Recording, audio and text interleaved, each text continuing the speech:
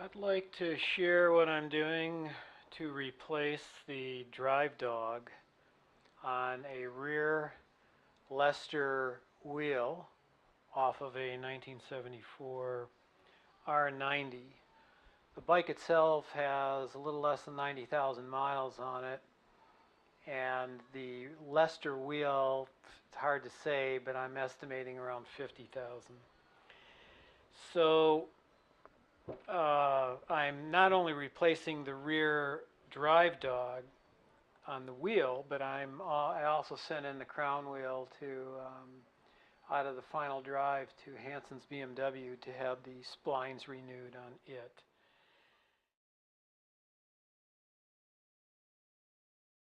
Um, so what I want to show is what I did to remove the drive dog off the wheel, and in a later video I'll show what I did to I'll show the actual installation of the drive dog on the wheel.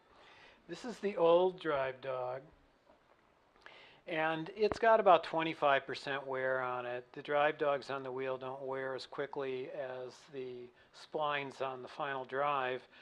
The splines on the final drive are 50%, and so I had a lot of backlash in the rear wheel. And I was doing a refresh, front to back refresh on the bike this winter, so I pulled the swing arm off. I was replacing the gearbox with a 1980 gearbox that I rebuilt.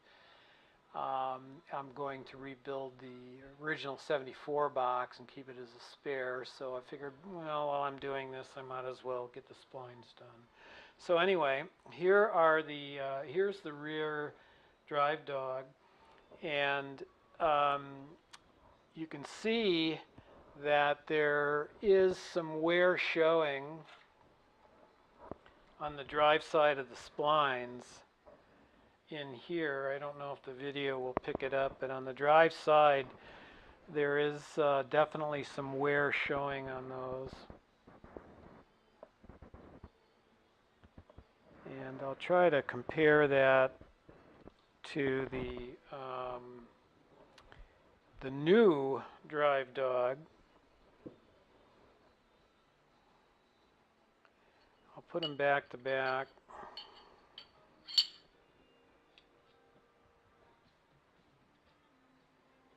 And see if the video will pick up the actual overall size difference on the dogs.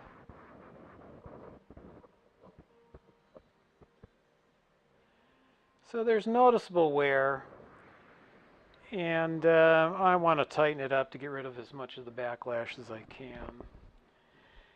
So how did I remove the drive dog from the wheel? The drive dog was originally put in using rivets. They're 1/4 inch.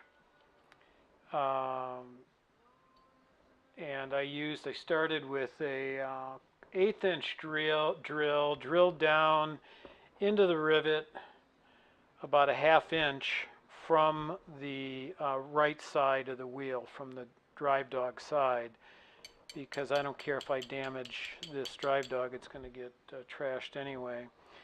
So drilled down using an 1/8 inch drill bit, about a 1/2 inch deep. Then I went to a 3/16 inch drill, being careful to drill in the center of the rivet. And then I used a larger 3/8 drill to remove the head of the rivet, and I actually made contact with the drive dog, as you can see. And so the heads of the rivets popped off, and I used a punch and a hammer and drove them right out. They came out without an issue. So what am I going to do to replace the rivets? Both the drive dog and the rivets are available from BMW. I bought this drive dog from Max BMW, paid $130 I think for it. They make there's 3 different part numbers, one for /2, one for /5, one for /5, one for /6, and one for /7. And the spline pattern and size are the same for all 3, I believe. The only difference being the diameter of the through holes. And I think the /6 and /7 have the same diameter holes, so I'm not sure what the difference is between the drive dog on a /6 compared to a drive dog on a /7. But I do know that the drive dog on a /5, the through holes are smaller diameter. And these are pretty hard. I wouldn't want to have to drill through there. So to remove it, I already explained how to remove it. To install it, I'm going to use these AN4-11A tight tolerance cadmium plated aircraft bolts. Let me correct that, I was going to use these.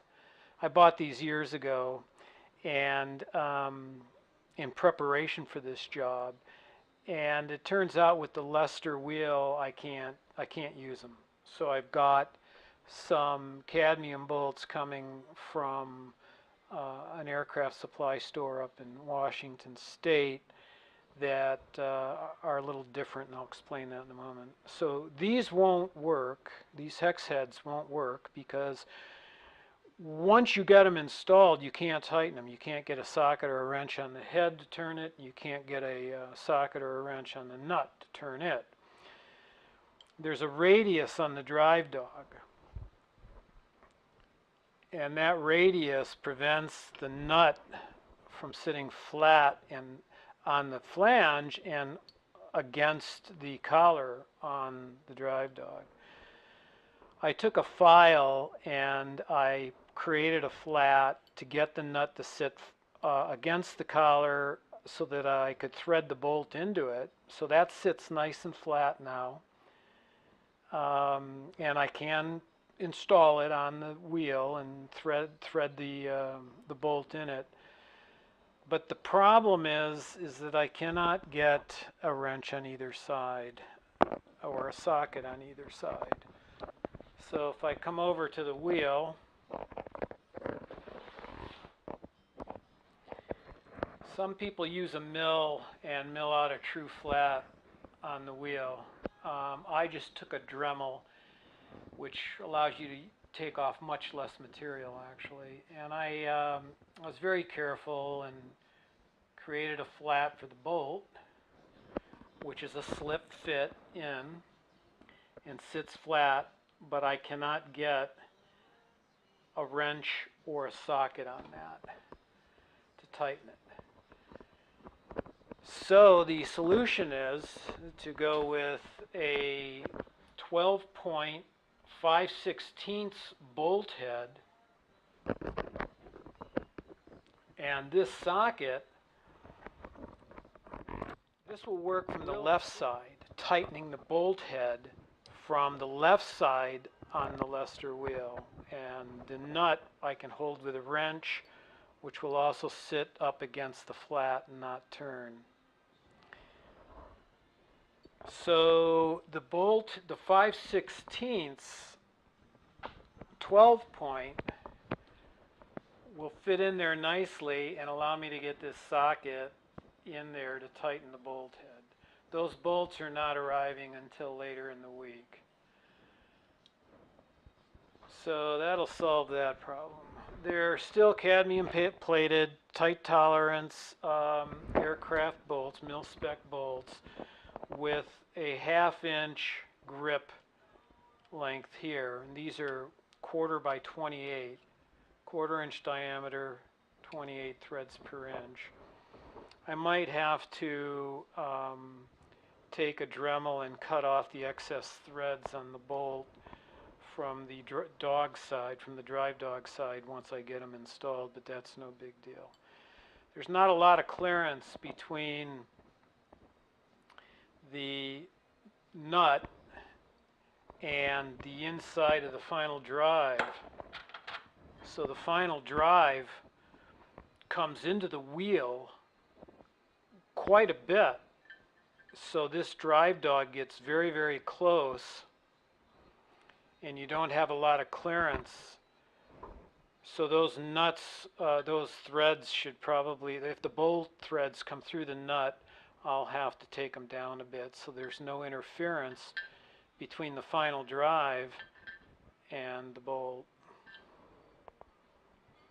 You can see the brake pivot there is going to come in and doesn't touch the inside of the drum face, so I've got a fair amount of clearance there. So this can't penetrate, probably more than about that. The drive dog can't penetrate the final drive, probably something like that. So there's a fair amount of clearance there.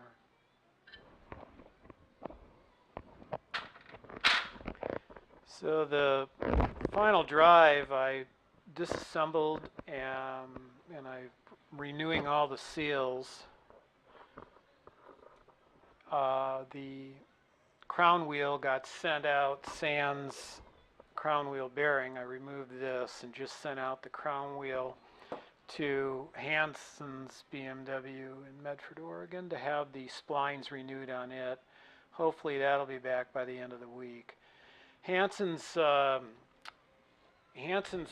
runs on spline replacements. So they dedicate 1 day a week, possibly 2 days a week if they have the demand, to just do splines. So this week they're doing splines in-house on Tuesday and Wednesday. Then there will be a 2-week lapse and they'll repeat that process. So I hit it just right. They got my crown wheel over the weekend. They're going to be doing the work Tuesday, Wednesday of this week, today and tomorrow, and hopefully I'll have that back by the end of the week. So I'll follow up with the conclusion on this in a separate video. Cheers.